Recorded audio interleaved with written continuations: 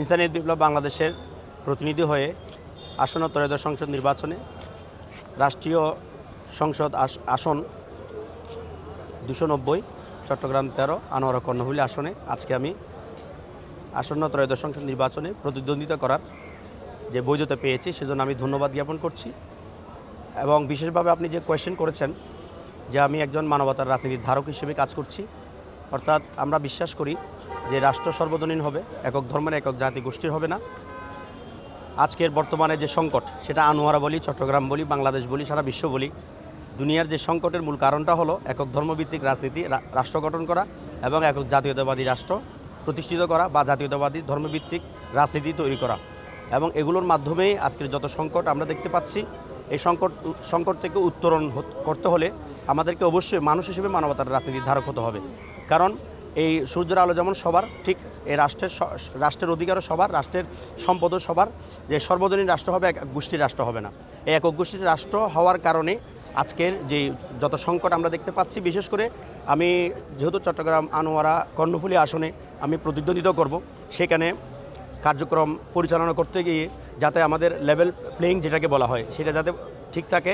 আর যদি আমরা এর আগে থেকে যেটা দেখতে পাচ্ছি যে মানে হানাহানি, মারামারি, মানে মব সৃষ্টি করা, মব ভায়োলেন্স করা বা কোনো একটা মিথ্যা তহমত দিয়ে হুট করে কারোর উপর আক্রমণ করা, এই বিষয়গুলো যাতে প্রশাসন দেখে, এগুলো যদি দেখা না হয় তাহলে আমি একজন মানবতার রাজনীতির ধারক হয়ে আমি কাজ করতে পারবো না, বা অন্য একটা দলমত বিশ্বাসের মানুষ হয়ে সে কাজ করতে পারবে না। তাই একটা লেভেল প্লেয়িং খুব জরুরি।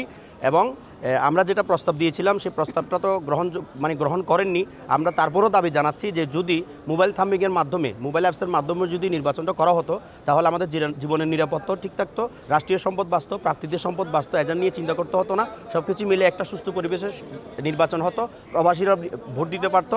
এবং আপনারা যারা সাংবাদিক আছেন বা ব্যস্ত মানুষ আছেন, আপনারাও সহজে মোবাইল অ্যাপসের মাধ্যমে আপনারা ভোট দিতে পারতেন। আমরা এখনও দাবি জানাচ্ছি যাতে এই ধরনের কার্যক্রমটা খুব দ্রুত চালু করা হয়।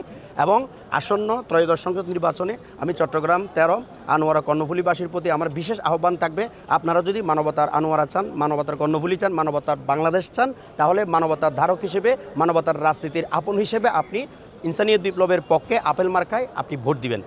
যখন ভোট আসে, নির্বাচন আসে, আমরা দেখতে পাই যে নির্বাচনকে কেন্দ্র করে যাদের কাছে অর্থ সম্পদ আছে, এই অর্থ সম্পদ তারা ব্যয় করে আমাদের মা বোনদের সরলতাকে কাজে লাগিয়ে তারা অল্প স্বল্প টাকা পয়সা বিতরণ করে যে ভোটগুলো তারা কাস্ট করার চেষ্টা করে।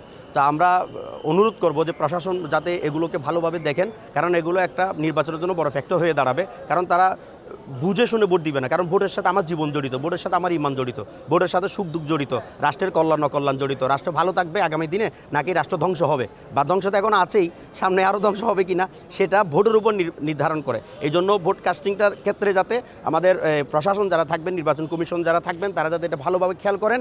এবং বিশেষ করে আনোয়ারাতে যে একটা শিল্পজোন আছে সেটা আপনারাও জানেন, আমরা জানি, এই শিল্পজোনের নিরাপত্তার বিষয় দেখতে হবে। এবং শিল্পজোনে বিশেষ করে মা বোনদের যে অংশগ্রহণটা, যে বিশাল সংখ্যক যে মা বোনরা সেখানে জব করেন, যে তাদের এই কাজটাকে, তাদের এই এই অংশগ্রহণকে যাতে আরও বৃদ্ধি করা যায় এবং মা বোনদেরকে যদি আরও কর্মবিভোর করা যায়, তাহলে আমাদের দেশের উন্নয়ন হবে, মানবতার উন্নয়ন হবে, সব মানুষের উন্নয়ন হবে, জীবনের উন্নয়ন হবে।